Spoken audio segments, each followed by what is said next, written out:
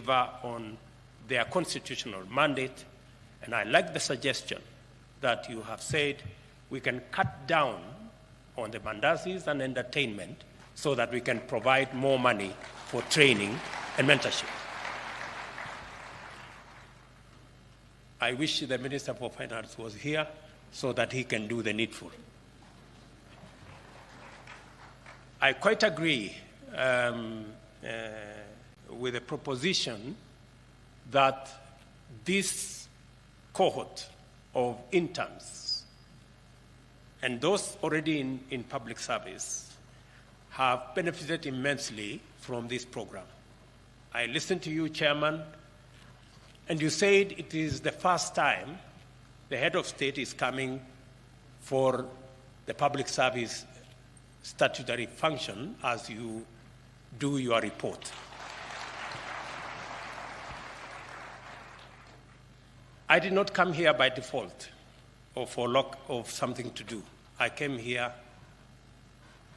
intentionally and deliberately because we have an agenda on account of the public service and especially those who are climbing the ladder from the bottom. The agenda of internship is an agenda I believe in very strongly. There are many things we learn in school, there are many things we learn in college, but there are many more things we learn by mentorship and by internship.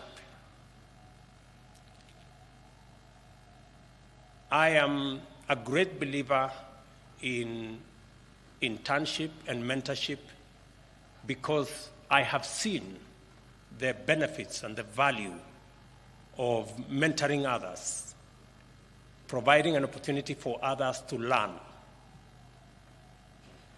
I have had the privilege to mentor many politicians. I have had the privilege to provide internship for many people in the political space.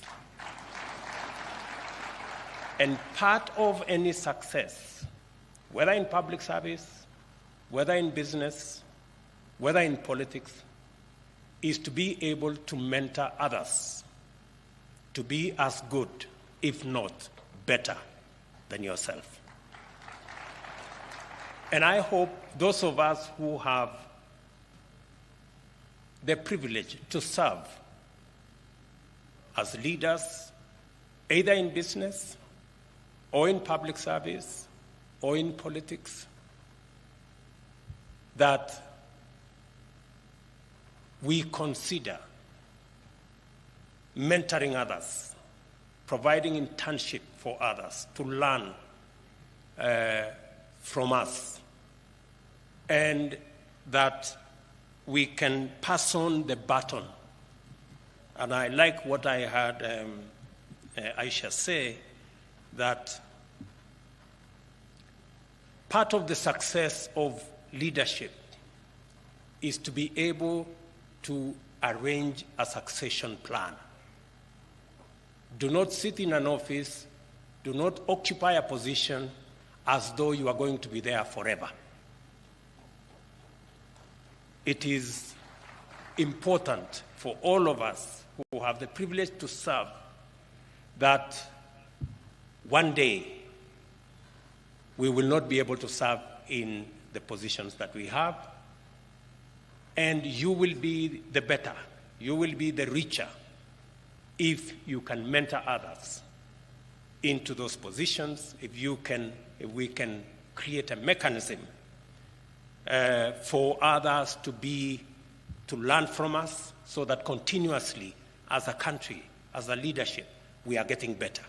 We can only become better, we can only get better as a nation if we learn from those who've been, so that we can improve those who will be. The question that keeps coming is, when somebody gets to 60,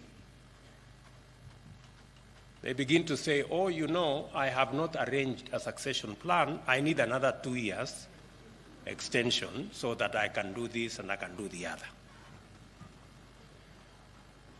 I mean, if you have reached retirement age and you have not done what you should have done, it cannot be an excuse. You just need to pack your small bags, move on, so that the others can also move up. And it is our policy decision that we respect our elders, and those who have served and have reached retirement age should not be bothered for a day longer with any other responsibility,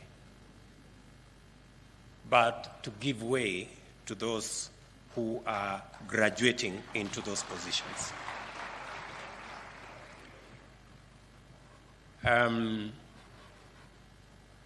As a politician, when my time comes, I am very confident that I have mentored enough young people, young leaders, who can, if not serve as good, maybe serve better than I have done.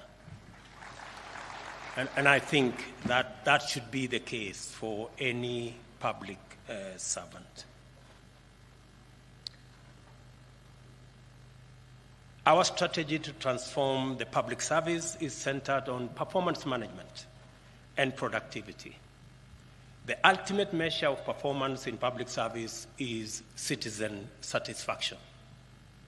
Accordingly, the Government of Kenya will introduce a robust and integrated performance management architecture, and it will provide standardized tools for measuring service delivery across the public service, including state corporations and public universities. This will cut across both levels of government at the national and the county level. A review of the performance management framework in public service has revealed a number of constraints: misaligned institutional arrangements, inadequate policy, and to some extent, legislative and technical capacity limitations. Addressing these challenges requires a coordinated effort through a whole-of-government approach.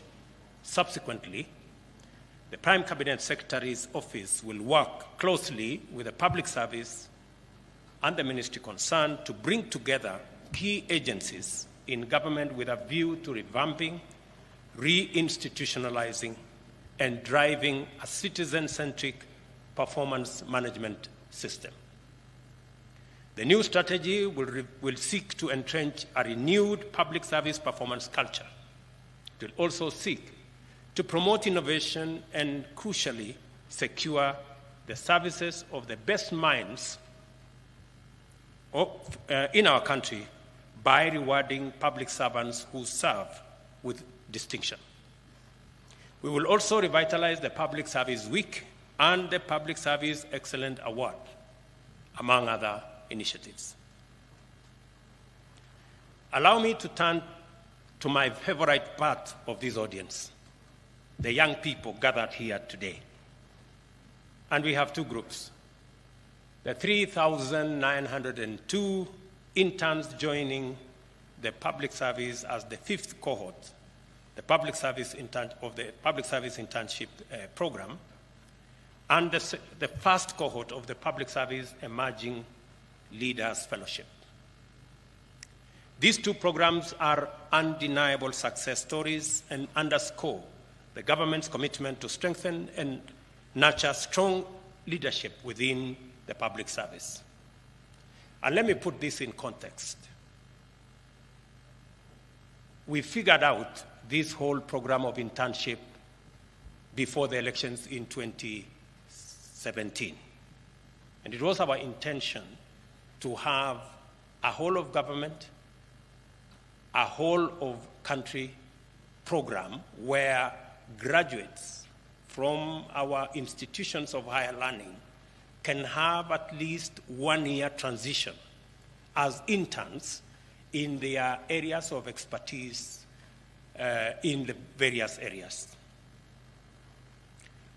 Unfortunately, we were not able to implement it the way I had thought about it. But I am happy